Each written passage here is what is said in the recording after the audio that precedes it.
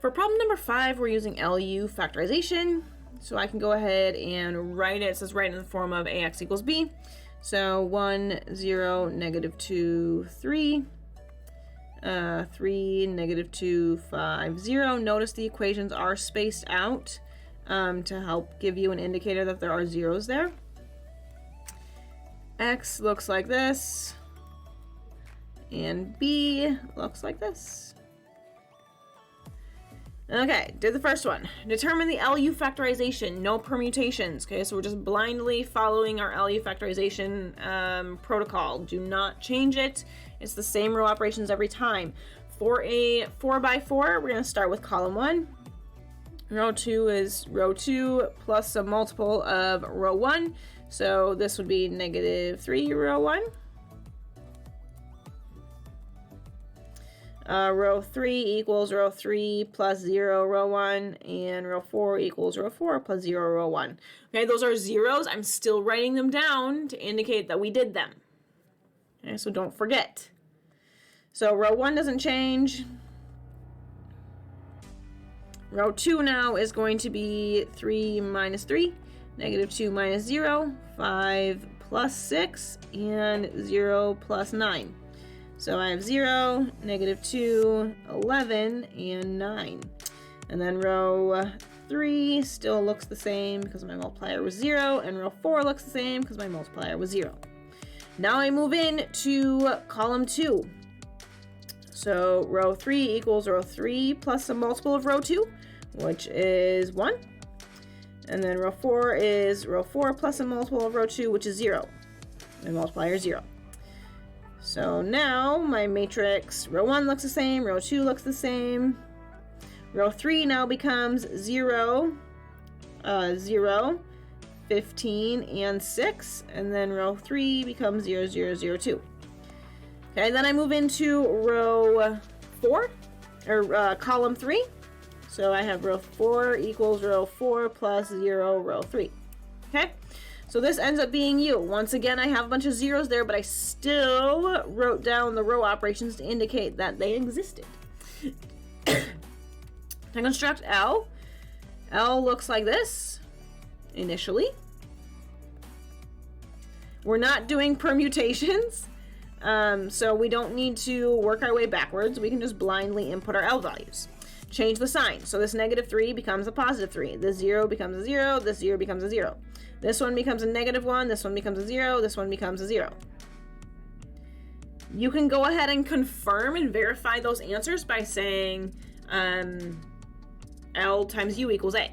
So if you do that multiplication, you should get A back. Okay, but we go ahead and we did that. Write the elimination matrix E21.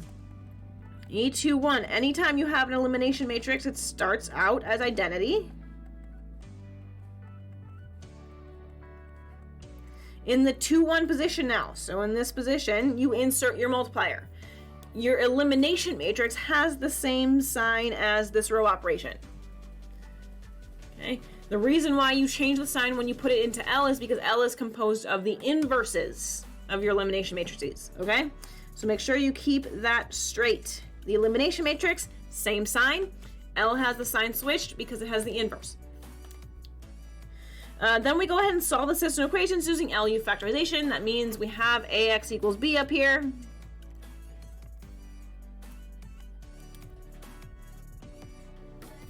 We've broken it up into LU x equals B. So that means we have two systems, LY equals B and UX equals Y. So I'm starting out with LY equals B.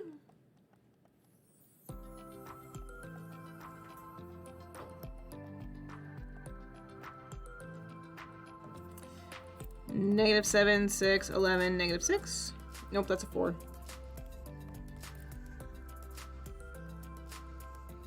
Okay, this first equation tells me that y1 equals negative 7.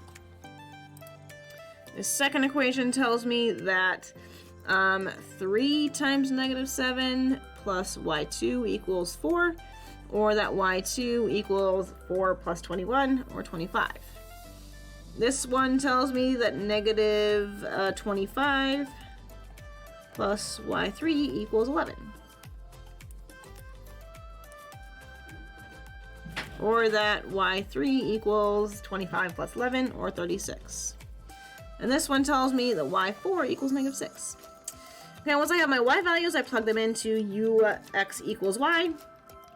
So 1, 0, -2, 3, 0, -2, 11, 9, 0, 0, 15, 6, 0, 0, 0, 2.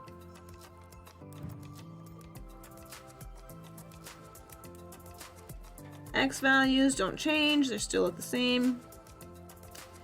And my y values, plug them in. -7, 25, 36, and -6. And then I just solve these system equations.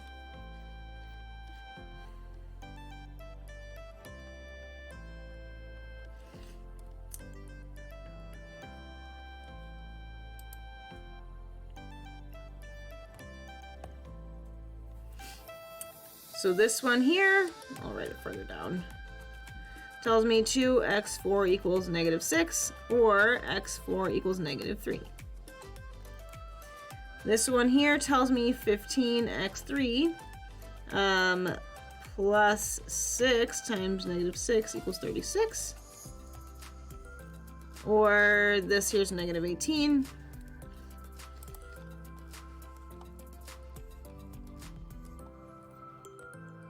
Which will give me a fraction, which once again is an indicator that maybe there's something wrong. So I'm just going to go back and double check my work. And I notice up here that I have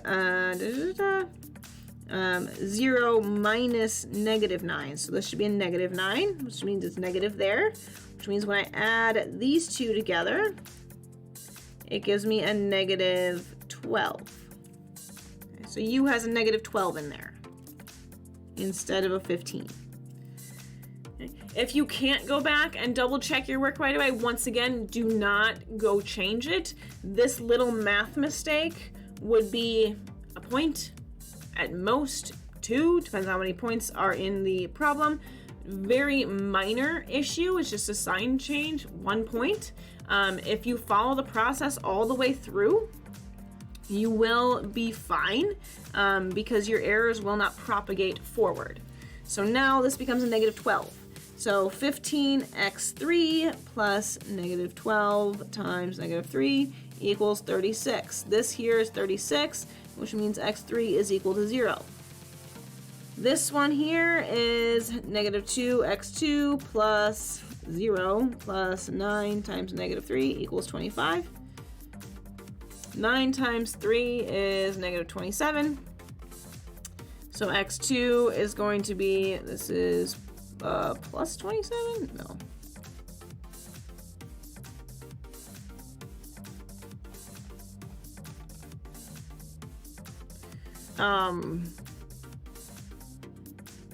Yep, -2 plus 0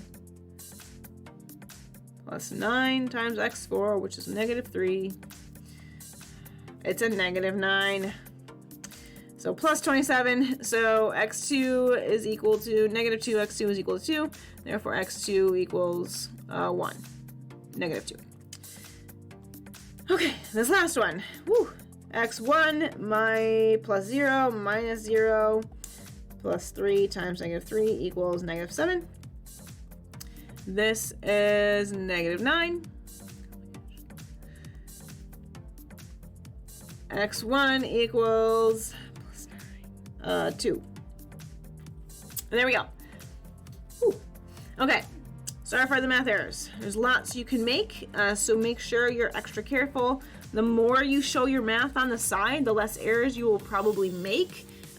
Notice I've been making some shortcuts by plugging in my answers right away, just because there is a lot of time, a lot of writing to be done. If you can move a little bit slower, write out all of your work, show all of your steps. You can go ahead and verify these by plugging them back into your equations if you have time to check your answers.